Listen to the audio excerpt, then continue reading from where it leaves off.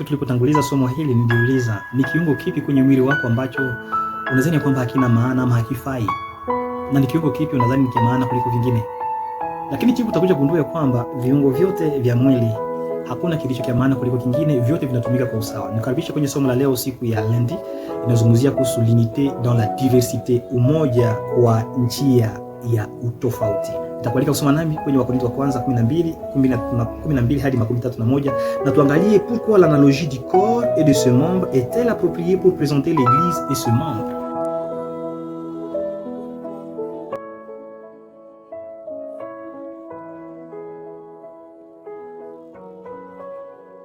Kumi na mbili nasema, kama vile mwili ingawa moja na viungo vingi, lakini viungo vyake vyote huunda mwili mmoja, ndivyo ilivyo kwa Kristo. Bwana Yesu asifiwe. Viungo vya mwili ni vingi. Kuna mkono, kuna masikio, kuna macho, kuna kinywa. Ni viungo vingi sana, lakini kinywa haiwezi kusema ayo pekee ndiyo mwili. Mkono haiwezi kusema ayo pekee ndiyo mwili.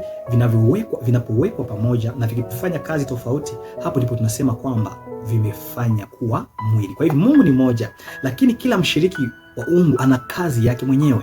Vivyo hivyo kanisa ni moja, lakini kila sehemu yake ina kazi yake kama sehemu ya mwili wa Kristo duniani. Hakuna mtu yeyote ambaye anaweza kujiita yeye pekee ni mwili wa Kristo. Sote ni viungo vya mwili wa Kristo. Kwa hivyo kuna yule ambaye ana karama ya uinjilisti, ya walimu, ya unabii.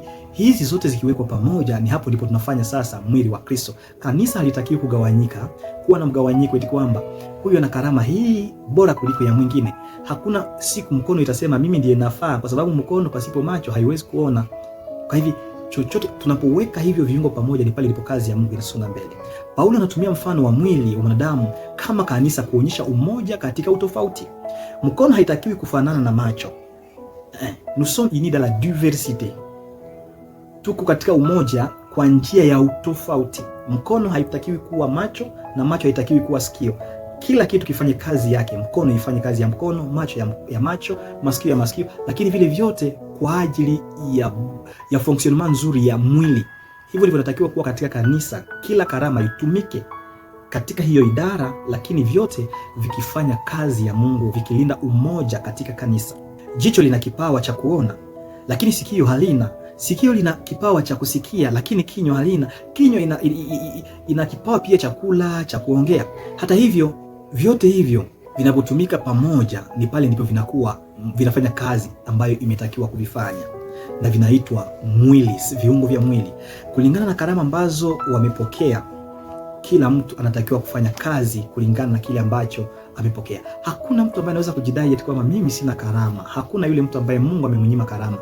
Yule ambaye ana karama chache, angalau awe na karama moja tu. Lakini Roho Mtakatifu ametupatia kila mtu karama.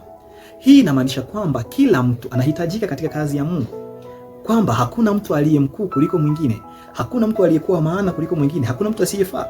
Kwamba kila mtu anapaswa kujali ustawi wa wengine, na kwamba kila mtu anapaswa kufanya kazi kwa umoja kanisani, kulingana na Wakorintho wa kwanza 12:15 hadi 27. Rafiki mpendwa, mtazamaji na msikilizaji, kiongozi mwenzangu, mchungaji, sijui mzee wa kanisa, tusije tukaingia kwenye dhambi ya kutafuta watu wote wawe na karama zile ambazo tunazipenda ama zile ambazo sisi tunazo. Tuache.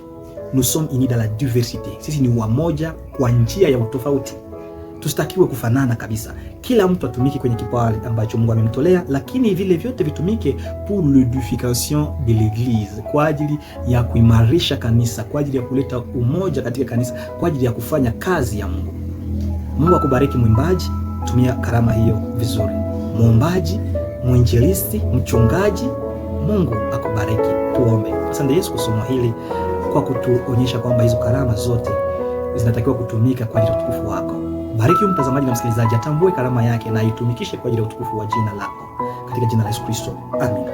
Mpendwa mtazamaji na msikilizaji, nitakuwa hapa na swali nasema, examinez les listes de dons dans Corinthiens 12:8 à 10 et Romains 12:6 à 8 et Ephésiens 4:11. Et quel est votre don? Karama yako ni ipi? Comment pouvez-vous l'utiliser pour l'édification du corps de Christ? Usikose kusubscribe, kulike na kusambazia somo hili kwa group 7 ama kwa watu 7. Mungu akubariki unapotumikisha karama yako.